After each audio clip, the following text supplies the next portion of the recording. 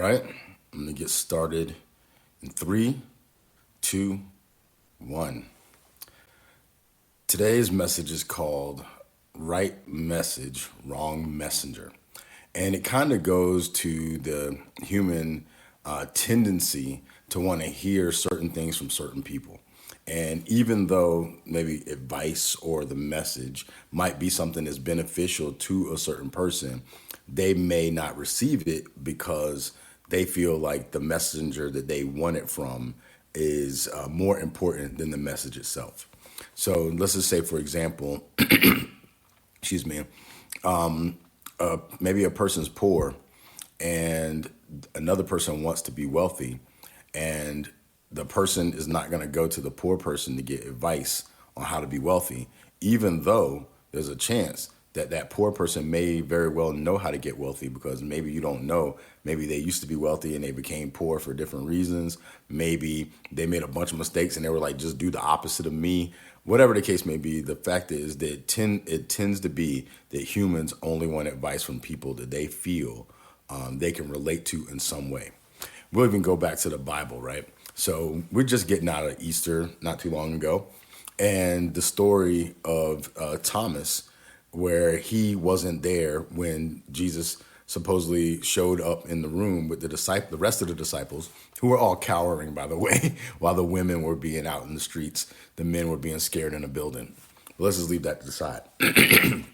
So the Thomas isn't there, and everybody who Thomas knows, they trust Thomas. Thomas trusts them. He says, "Hey, man," they say, "Listen, Jesus showed up." Thomas is like, "Yo, I'm not gonna believe it till I see the wounds and the holes or whatever the case may be," because from his perspective, he was like, "I can't believe it unless I see that the person really went through the thing. If I know that the person went through the thing, then I'll believe it. But I'm not gonna believe it on your word, even if I've known you guys for years and rolled with this dude for years." He still couldn't overcome that, and that's most of us, honestly. And it wasn't until they say that Jesus came back, and then Thomas was like, "Oh, I touched the wounds. All right, I believe." That's humans. We tend to be that way. And what made me get on this train of thought was I have some ideas of what I think we need to start working on as a society to get some of our ish together. And I mean, I've been vocal about it before that it's a lot of men who need some kinds of hugs or something, man. Just recently, the former lieutenant governor of Virginia ended the life of his wife and himself for reasons that maybe he might not even know, but it was depression and all these other things like that. And I've seen a lot of people who seem to have some kind of bias towards the man in some kind of way. I don't know how to best articulate this. Basically, I've seen people treating it as if it was some tragedy that happened to both of them. And yes, in one sense it was. But he was the one who perpetrated the crime against both of them. But the way that people are talking about it sometimes is like as if they were both attacked or they were both martyred in some kind of way, but it really was him, you know? And I think that a lot of that comes from, at least what I've been seeing, is it's men who have not been able to name that this dude domestically violenced his partner and himself with his kids in the house. And it's women who are calling him out. And it should be cut and dry. What he did was wrong. Yeah, I'm sure there's a lot of underlying issues, mental health and blah, blah, blah, blah, all these other things. And this is an act of a man perpetrating violence against a woman, and then they're treating it in some kind of way, whereas if at a minimum they're not saying how terrible it is for the woman that had to go through this experience, right? And her family. And there's a lot of women, and a lot of black women recently that have been killed. And it's just the way that we report things. It's very biased, you know? I'm not selling you anything you don't know. It's just shameful. And I'm thinking like, well, why is that? And I think that a large part of it comes from these ideas that people are looking for guidance, advice, or whatever the case may be from a certain type of person that they cannot hear the same advice when it comes from a different person. I'm gonna give you another analogy. Like when I was in the military, when I was a senior airman, I used to have some ideas about things we could do in our shop and some ways of performing things, and people didn't listen to me. I became a sergeant and later had similar advice, and people heard me because I was a sergeant, but they couldn't hear me when I was a senior airman. That's how the brain tends to work. Is there anything that we can do to overcome it? I don't know, but I do think that if we catch ourselves from an egoic standpoint, not being able to receive guidance because the messenger, then we need to do some work on ourselves to be able to understand the message and not put the messenger don't so because sometimes here's the thing, sometimes people will listen to the wrong message because they think that the messenger is right, hence MAGA. Like they think that this guy is something that he's not, so he looks like in their mind the right messenger, so then whatever message he puts out they listen to it because in their minds he's the right messenger to say it. But if someone else said the exact same stupid things and they didn't match the image of that messenger, they would be able to say, hey, that's some stupid stuff you're saying. But they can't do it because they're addicted to the idea of that messenger. And we know it's true because I've seen videos where people take that guy Trump's exact words and say somebody else said it, and the people are like, nope, nope, nope, because their brains don't like that messenger. So they don't they can acknowledge that everything that that person is saying is stupid when they think a different messenger said it. So all that to say, if you catch yourself being one of those people who is more concerned about the messenger than the message, you might want to check yourself. And then what to bring back to what got me to start talking about this morning was I was thinking about the things that have been happening across the country with a lot of men. Like a lot of the situation we're in right now is the people who followed Joe Rogan and Theo Vaughn and all those Manosphere guys and Andrew Tate and all that other stuff. And it's a lot of insecure guys who are looking for guidance, and these people are capitalizing on these other guys' insecurities and then helping them, or not helping them, but making them think that they have the skills or the tools to make them be manly men or whatever the case may be. And they're making poor decisions and they're causing suffering. And a lot of times it's to themselves in addition to everybody else that's in their orbit. And they aren't even able to clearly break themselves out of it because they don't even trust themselves as beings. They're giving themselves away to these ideologies without truly examining themselves because they think that the messenger is right. And that's why I don't want to get into a whole Jesus-y thing, but basically a lot of people couldn't listen to Jesus because he didn't seem like the right messenger, even though the message was right. So all that to say that there's some things that I've been wanting to say, but I've been asking myself, will people hear it from me? Not because I doubt what I have to say or anything like that. Because if I hear something from someone that makes sense, I'm going to listen regardless. But a lot of people I know can't. But I'm going to just go ahead and put a few things out there. One, some of the challenges that we're dealing with societally are because of identity collapse and role collapse. So many people, for generations upon generations, had certain roles that they gave into because the system basically was structured in such a way that they didn't defy the roles that they had to play. And a lot of times those roles were to their detriment, but they still went ahead and played those roles because that's what they knew. Things have changed with information and access and different things like that, that a lot of the roles have started to collapse and people haven't figured out how to locate themselves in these changing roles. And so there's a lot of reactivity and rebellion and other things that keep people from being able to locate themselves in certain narratives. I actually gave a talk about this a couple of weeks ago based on the book The Wounded Healer by Henri Nouwen. And he talked about in the nuclear age, it wasn't so much that people were afraid of not having a good future in as much as they thought they weren't going to have a future at all. So there was a sort of sense of a nihilism or apathy that got into the minds of a lot of men that end up making them not know how to engage the world in an active way because they feel less empowered. And so they kind of try to figure out a niche and just ride this thing until it's over. And because of that, we have a lot of lost men who really have no idea who they are, what their purpose is. And throughout history, men have had three main purposes as far as, this is my own words that I'm bringing up, but it's either provider, protector, or punching bag, preferably two or more. And if a man can figure out how to be a protector, a provider, and a punching bag, then he was seen as the ideal man. And then if he couldn't be all three, then at least be two, and that would be either protector and punching bag or provider and punching bag. If you're just a punching bag, no respect. I mean, somebody might use you systemically, society, whatever the case may be, but ultimately there's no respect, and they'll leave a punching bag for a protector or a provider. So, and say they, I don't mean like, I'm just saying the systemic structure is set up that way. I'm not putting this on women because men have adapted to those roles. They've identified those roles and they haven't learned how to kind of navigate the complexity of being a whole bodied human being that incorporates feelings and all this other stuff. But we can't put it just on men either. It's a complex thing. And this is what makes it difficult.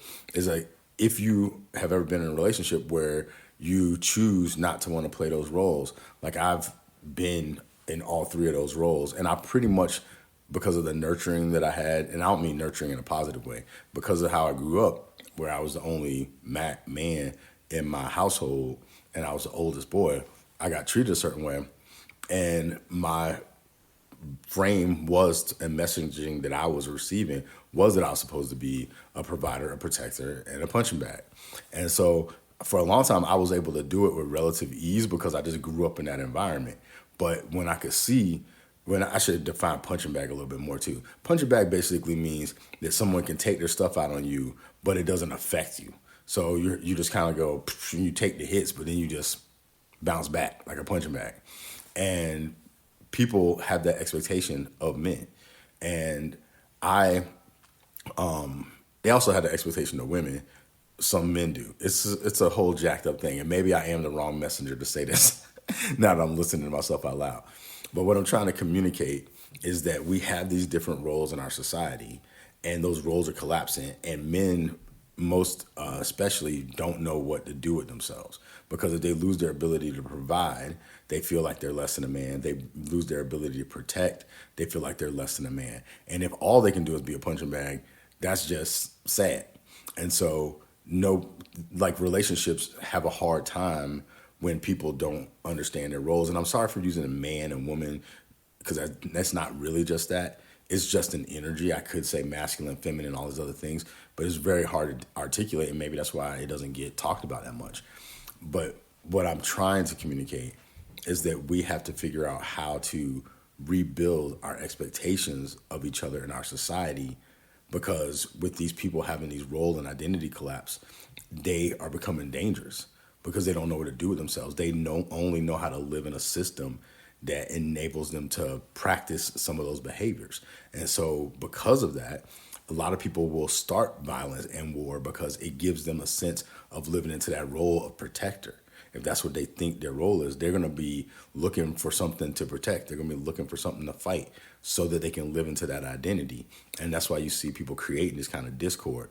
Or they try to become a provider, and you see that they'll do something like be a Mexican dude that works for ICE, because in their mind, that role gives them a sense of identity, and they will then choose something that's harmful to them and other people because they want to play that provider role. And then if for some reason a person feels like, hey, I cannot do anything that like a right kind of job, a job that goes against my morals, so I'm not going to go that far to be a provider by taking a job that I don't love.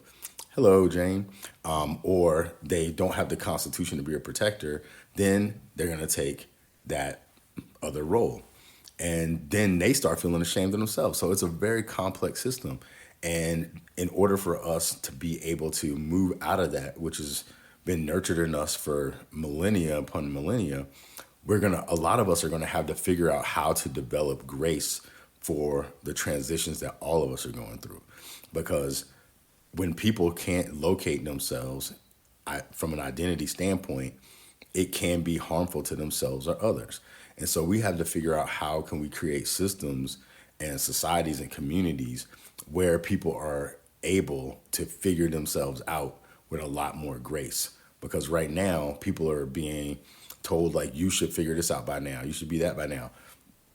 in this old system, it's dying, but we haven't figured out how to live into something new. And so, long story long, I don't know if I'm the right messenger, but I do think that the message of how to navigate these role collapses and identity collapses that are happening, and figuring out how to deal with them in a kind of loving way or expansive way, is going to be critical in the near future, because a lot of the men who are making these harmful decisions and basically shutting off their brains is because they don't know who they be without the roles, and they can't find a place to land to figure it out. And unless they've done enough internal work that they're fine with themselves, even through these tough transitions, they're going to do what we've been witnessing. And that's not good for anybody. So I know that I didn't do the greatest job of articulating this. It's my first time even trying to say it out loud, especially without notes or anything. But to try to kind of encapsulate everything that I was saying, sometimes in life, we have the right message, but the wrong messenger. And sometimes people will follow a messenger because they think they're the right messenger, even though they might be having the wrong message. And in order for us to evolve past these tendencies, we have to learn how to listen to the message and not be attached to what the messenger looks like or who the messenger is or what experiences the messenger has, but to build enough discernment within ourselves to know when the message is in our best interest and the society's best interest. And so that's step one.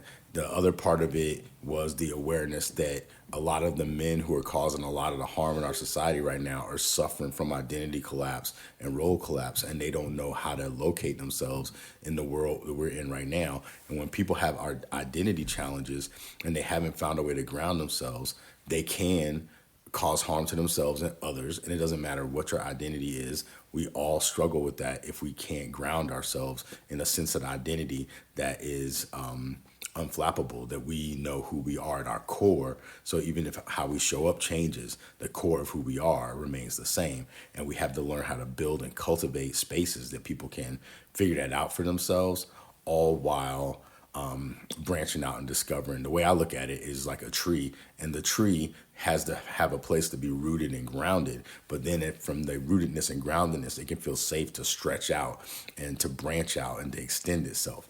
And we need to figure out how to do that as humans. And the roles that I was saying that a lot of men have felt that they had to play are provider, protector, or punching bag. Punching bag meaning that they may be able to take the hits from something but bounce back. And that is not actually true. No one can really do that, but that's the social construct that men have to be. So that's why a lot of men don't share their feelings and emotions, because their society says we don't want that from you. We want to be able to hit you with this stuff and you're supposed to bounce back, no problem. But we actually can't do that. But our society thinks that we can, and we think we can, and then a lot of times it ends up coming out later somewhere else. So we need a lot of help in that area. And then with the provider and the protector roles, those are seen as above the punching bag role. The ideal systemically is that a man, a real man, can be provider, protector, and punching bag. This is all an illusion. There's no such thing as a real man in the way that our propaganda kind of puts out there. But a lot of us struggle with trying to locate ourselves in those roles, ideally all three. If not all three, then two out of the three. And if you're going to be one, you can't be just the punching bag. That's just the way the structure is set up. I'm not saying it's right, saying that's the way it is, and that's what we're dealing with. And we need to figure out how we can work with that while not putting it on women who don't have to deal with us figuring our crap out. But if they want to be supportive and allies in us figuring our crap out, then that's a beautiful thing. But at the same time, a lot of women and other people that have been oppressed under patriarchal systems, because we haven't been willing to, or capable maybe, of doing this level of work, they don't have to wait for us to figure it out. That's on us to figure it out and ask for help.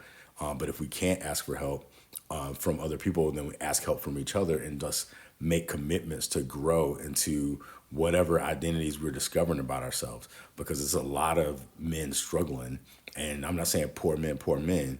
I'm saying we got to name it so we can do something about it.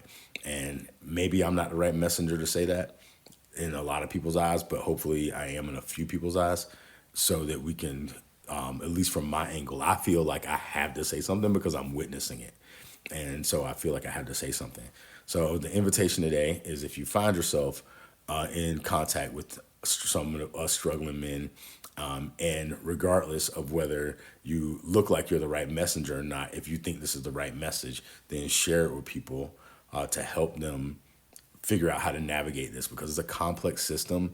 And right now, there's a lot of really struggling men doing a lot of harmful things, trying to figure out who they are.